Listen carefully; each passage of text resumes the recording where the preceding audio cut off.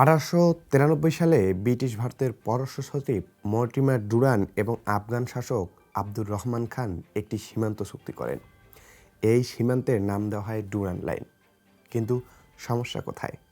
এই লাইন টেনে ব্রিটিশরা পাশতুন জনগোষ্ঠীকে দুই ভাগ করে, এক অংশ আফগানিস্তানে আর অন্য অংশ ব্রিটিশ ভারতে, যা পরে পাকিস্তানের হয়।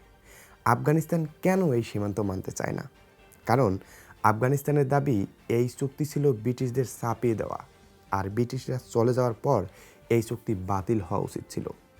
অন্যদিকে পাকিস্তানের যুক্তি, আন্তর্জাতিক আইনে এটি স্বীকৃত সীমান্ত। এখান থেকেই মূলত শুরু আফগানিস্তান পাকিস্তানের দ্বন্দ্বের। আফগানিস্তান ছিল একমাত্র দেশ যা পাকিস্তানের ইউনাইটেড নেশন সদস্য পদে আপত্তি তোলে। কিন্তু কেন? কারণ আফগানিস্তান চাইছিল পাশতুনিস্তান নামে আলাদা রাষ্ট্র, কিন্তু পাকিস্তান এটাকে সরাসরি নিজেদের ভৌগোলিক অখণ্ডতার বিরুদ্ধে ষড়যন্ত্র হিসেবে দেখে। ফলাফল, দুই দেশের মধ্যে অবিশ্বাসের দেওয়াল সৃষ্টি হয়। আফগানিস্তান মনে করে পাশতুনদের স্বতন্ত্র পরিচয় আছে, তাদের অধিকার নিশ্চিত করা দরকার। পাকিস্তান বলে এটা তাদের অভ্যন্তরীণ বিষয়। এটা কি শুধু জাতিগত ইস্যু নাকি রাজনৈতিক প্রভাব বাড়ানোর কৌশল? অনেক বিশ্লেষক মনে করেন আফগানিস্তান ঐতিহাসিকভাবে পাকিস্তানের পশ্চিমাঞ্চলের প্রভাব বিস্তার করতে চেয়েছে, আর পাকিস্তান চেয়েছে আফগানিস্তানে নিজেদের অনুকূল সরকার রাখতে।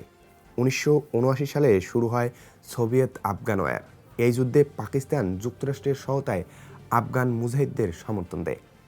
ফলাফল, লাখ লাখ আফগান শরণার্থী পাকিস্তানে আশ্রয় নেয়। সীমান্ত আরও অস্থিতিশীল হয়ে ওঠে, যা পাকিস্তান আফগান রাজনীতিতে বড় প্রভাব তৈরি করে। এখান থেকেই তালেবানের উত্থান শুরু, বা বলা হয় এখানেই তালেবানের বীজ বপন হয়েছিল। 1990-এর দশকে তালেবান ক্ষমতায় আসে। আফগানিস্তান দীর্ঘদিন ধরে অভিযোগ করে তালেবান পাকিস্তানে নিরাপদ আশ্রয় পায়। পাকিস্তান সবসময় এই অভিযোগ অস্বীকার করে। ফলাফল, সীমান্তে গোলাগুলি, সীমান্ত বন্ধ, কাঁটাতারের বেড়া নির্মাণ নিয়ে উত্তেজনা।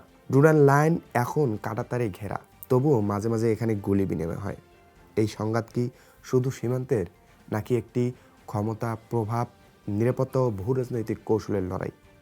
দুই দেশেই চায় নিরাপত্তা, কিন্তু একে অপরকে সন্দেহ করে।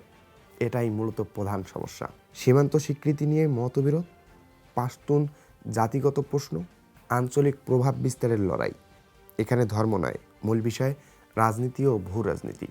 একটি সীমান্ত লাইন যা আঁকা হয়েছিল ঔপনিবেশিক স্বার্থে, আজও দুই দেশের ভবিষ্যৎ নির্ধারণ হয় এখানে।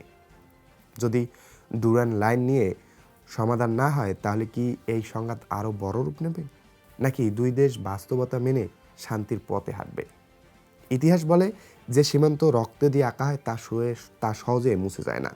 আপনি কি মনে করেন, আফগানিস্তান নাকি পাকিস্তান, কার অবস্থান সবচেয়ে বেশি গ্রহণযোগ্য? এরকম বিশ্লেষণমূলক ভিডিও পেতে ইনফো বাংলার সঙ্গে থাকুন, সাবস্ক্রাইব করুন, লাইক করুন। ধন্যবাদ। আসসালামু আলাইকুম।